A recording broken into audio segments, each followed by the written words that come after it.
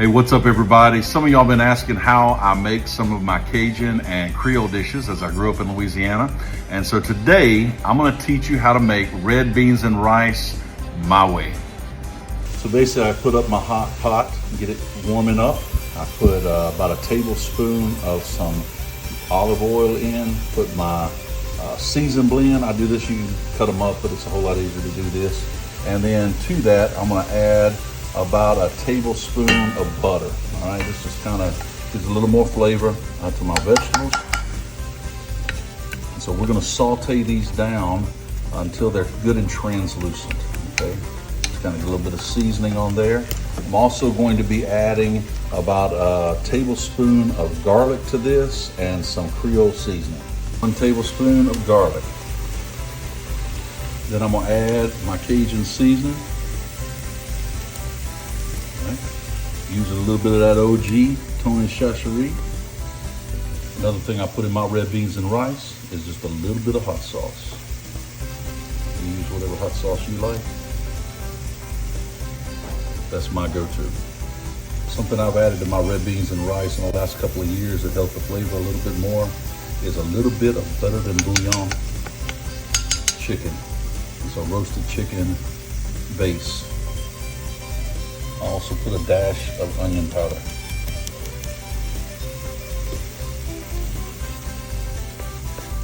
As you can see, these vegetables are cooking down. They're getting kind of transparent. That's what you're wanting.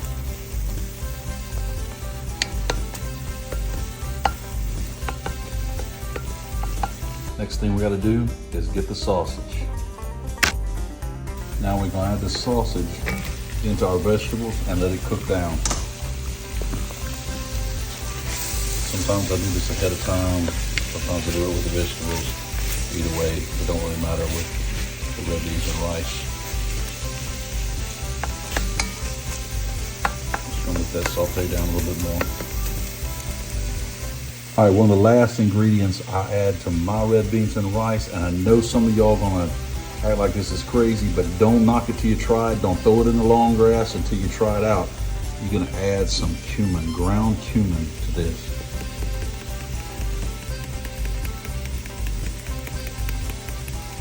It's a whole nother flavor profile. You want to try this out. All right, once we get this to looking like it's sauteed down, we're gonna add some Camilla red beans. I'm soaking these for a little while. Gonna put those in.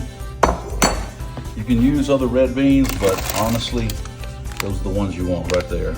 Camilla red beans, red kidneys. All right, and to this, we're gonna fill the rest of this pot up with some chicken stock. You guys can use regular sink water, whatever you got, but I like to add chicken stock to mine. I'm gonna simply fill that up until it covers these beans really well. All right, I added 2 32-ounce containers of chicken stock. You may have to add a little bit more water later on depending on how the beans swell. But you're gonna turn this up now on high and get it to a rolling boil. All right, so this is almost coming up to a boil here pretty soon. You can see how those beans are swelling. And so I did have to go ahead and add another 32 ounces of chicken stock to this. So there'll be plenty. When this is done tonight, we're gonna take a portion of these out, we're gonna smash them up and put them back in, and that's what thickens the red beans and rice. All right, these beans have come up to a rolling boil now. What we're gonna do is we're gonna cover these up and turn the eye down to a low to medium heat. And we're gonna cover them up and let them cook for a couple hours. Stir in between a little bit. One thing I do not put in my red beans and rice, and I know some people do, I don't put bay leaves in here. I have yet to find out what they actually do. They really don't add any flavor profile that I can tell, and so I'm not putting any bay leaves on my red beans and rice. Y'all can pick them things out if you want to.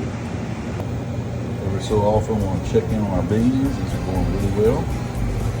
About halfway there.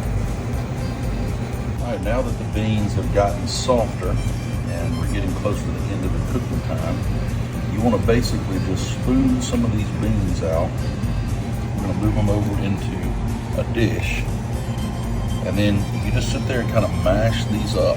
All right, get that piece of sausage out of there. We don't need him right now.